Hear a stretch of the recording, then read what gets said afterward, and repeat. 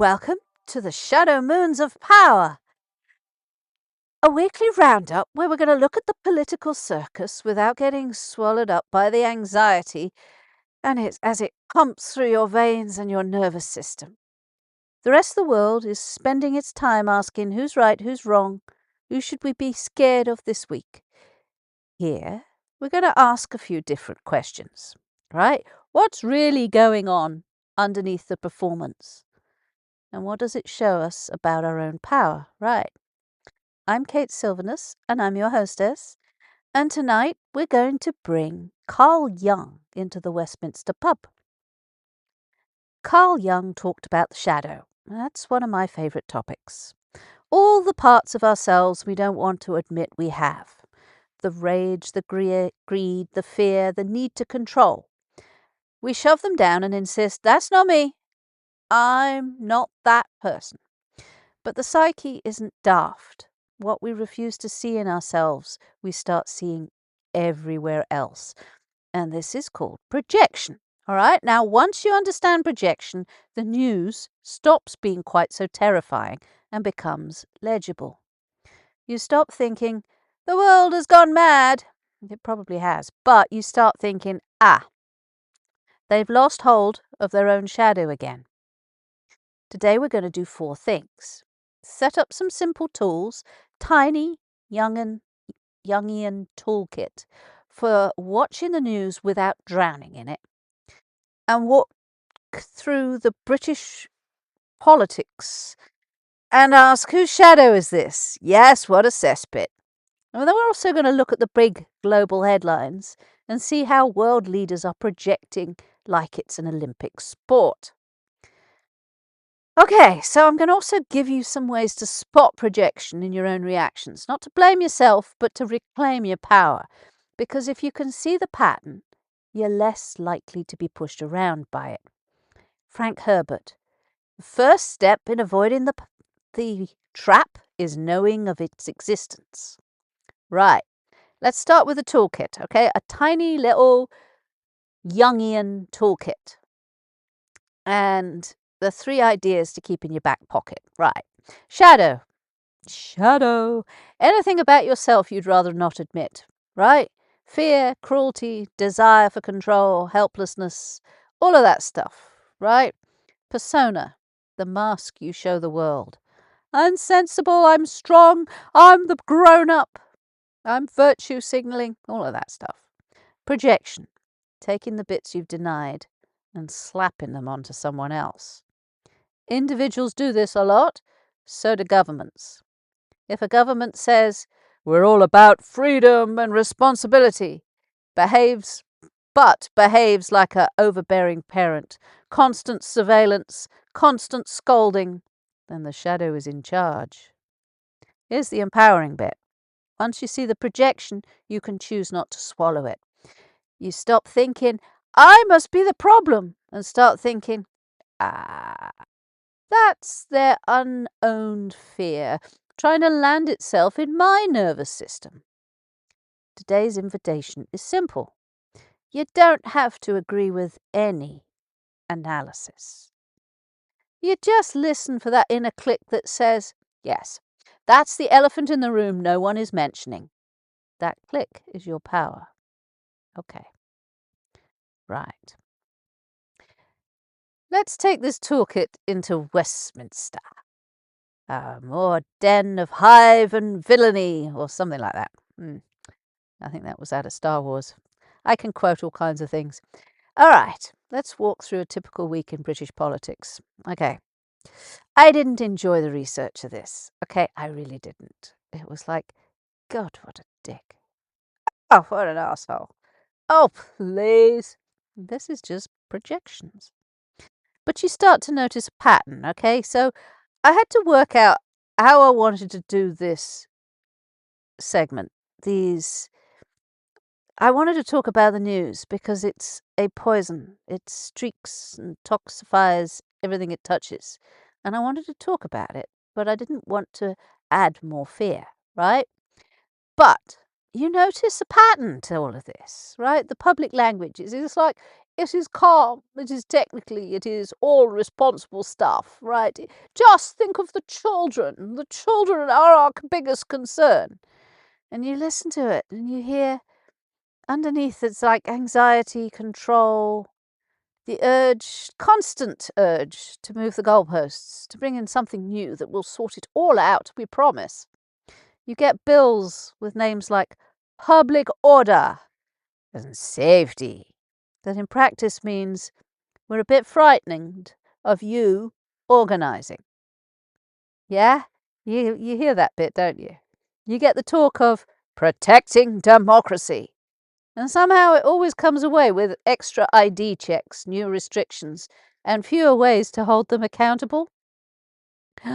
If you start watching this without a psychological lens, it's enraging, it's exhausting. With the Jungian lens, it becomes strangely transparent, all right? He was a smart cookie, yeah. And you just have to slide his POV into what you're looking at. The persona versus the behaviour. Persona. We trust the British people. We cherish free speech. We welcome scrutiny. Behaviour. Making it harder to protest. Smearing critics and extremists as extremists. So anybody who criticises the government is extreme. Or they're exceedingly naive. Rewriting rules again and again and again when they become inconvenient. Young would say, the more someone insists, I'm not angry, while their face is purple and the table is shaking, the more you should believe the table. Okay, so what's the shadow here? The fear of losing power is the main shadow. You see them hanging on with their fingertips. The distrust of the public. Ooh, they don't like us. They really don't. Shame about past decisions that didn't turn out well.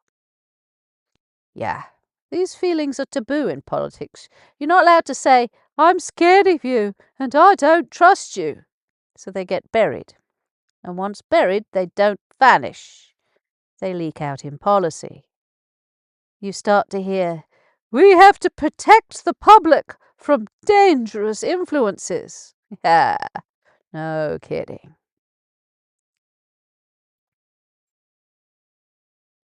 We can't allow disruptive elements to undermine order. We must restrict X to defend Y. Notice how security means containment and how often the thing being contained is me and you, right? Okay, so how to listen without fear. Next time you hear one of these phrases, instead of panicking, try replacing security with control in a sentence and see if it makes more sense. And ask, if they said the quiet part out loud, what would it be? Okay, so here's an example. We're introducing these measures to protect democracy. Often decodes to, we don't trust how you're going to use your vote, voice, or feet, so we're going to pad the system. You don't have to agree with my interpretation. That's not the point. What matters is you start hearing beneath the words. Because the moment you start hearing beneath the words, you're no longer hypnotized by them. And once you're out of the trance, you can ask better questions. Is this actually necessary? Who benefits? And what part of their shadow are they refusing to own? That's the move from fear to power. All right. From our own shadow cabinet to the global stage, okay? Shadow global play shadow, wars, crises, and the reluctant aggressor. Oh, I don't want to do this, but your behavior forced me into that sort of shit. On the world stage this week, like most weeks, you'll hear the same chorus. No one wants escalation. We are doing everything that we can to avoid war, and we're purely acting in self-defense, right?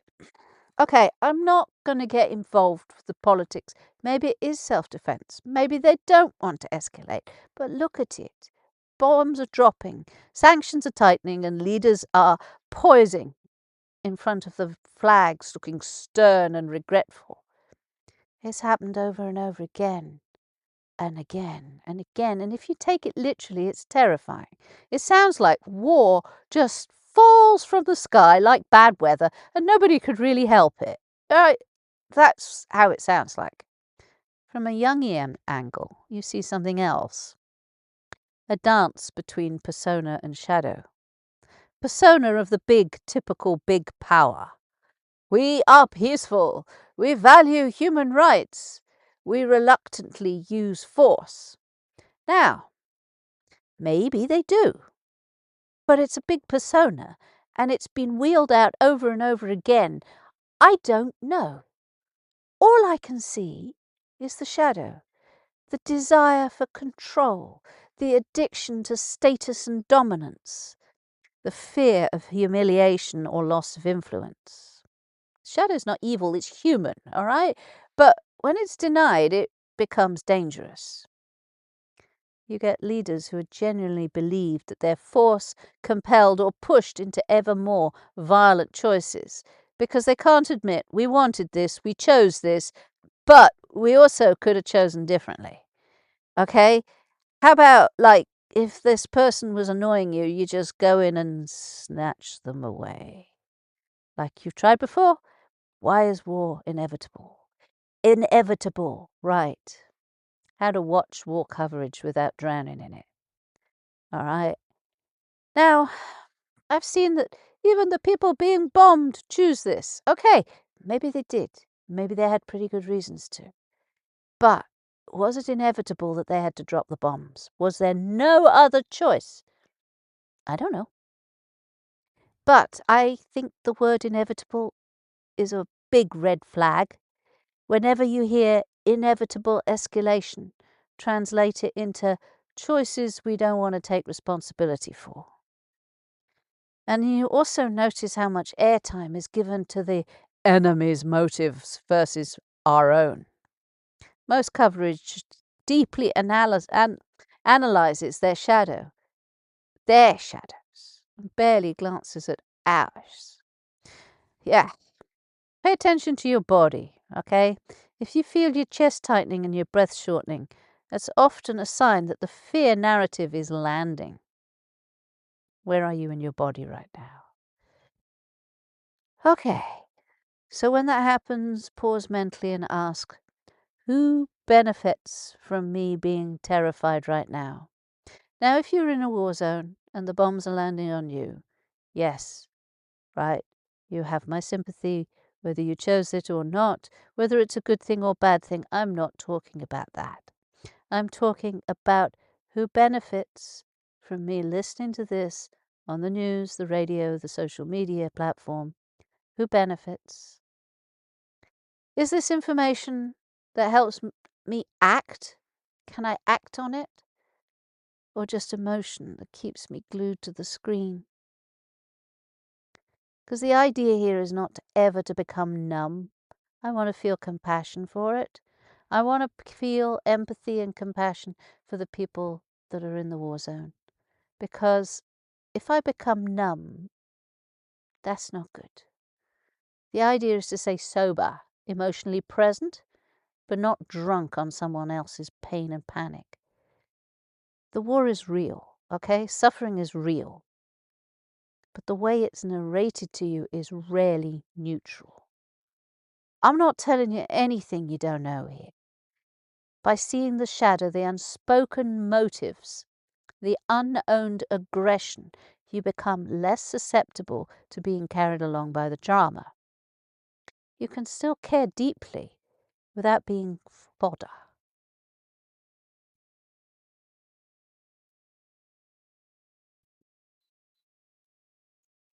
Okay, now we'll come to the heart of it. Your shadow, your power.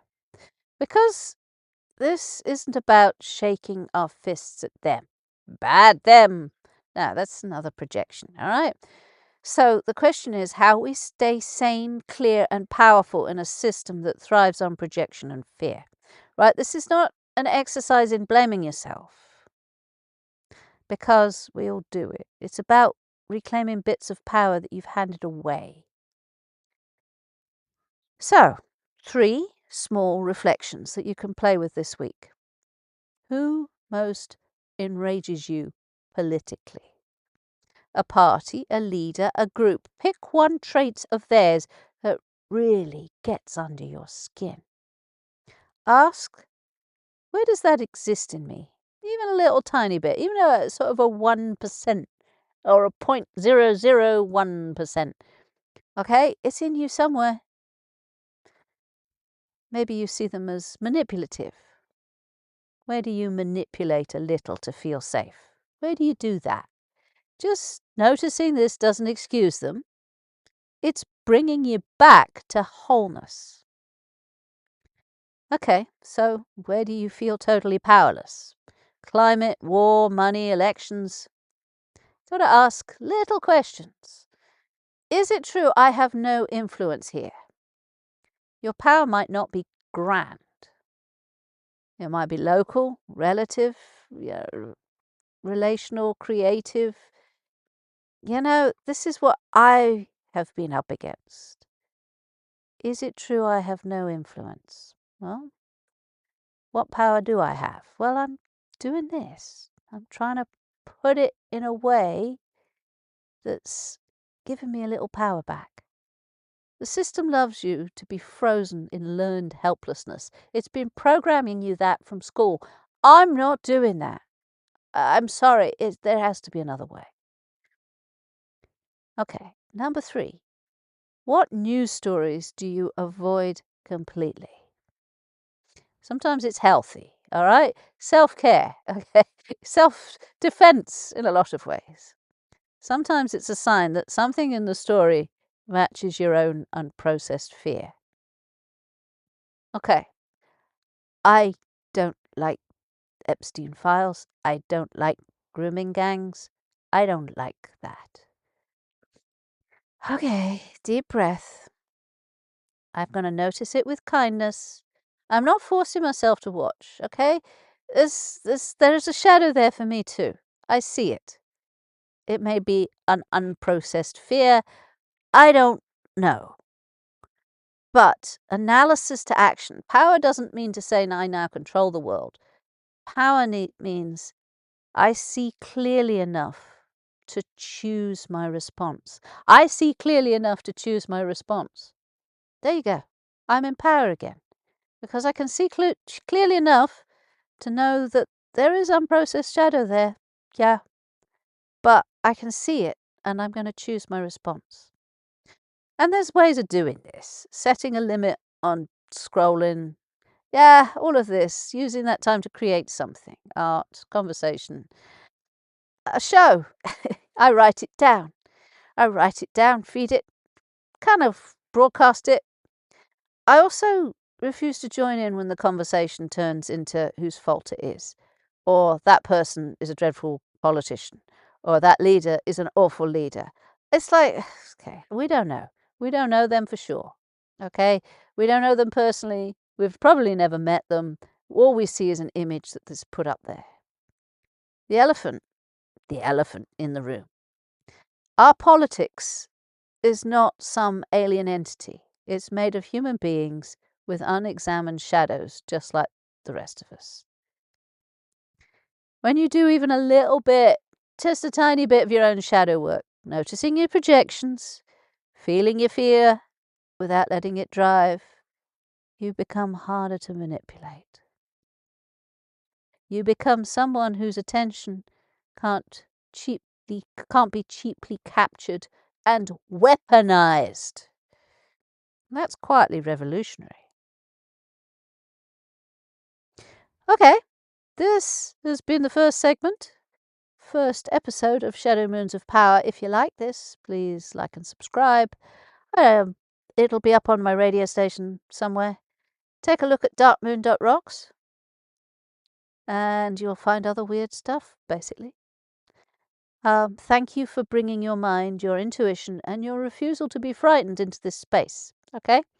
The news will keep trying to scare you. Let this time remind you that the more clearly you can see the patterns, the less that they own you. Keep your shadows where you can see them. Take care. Bye now.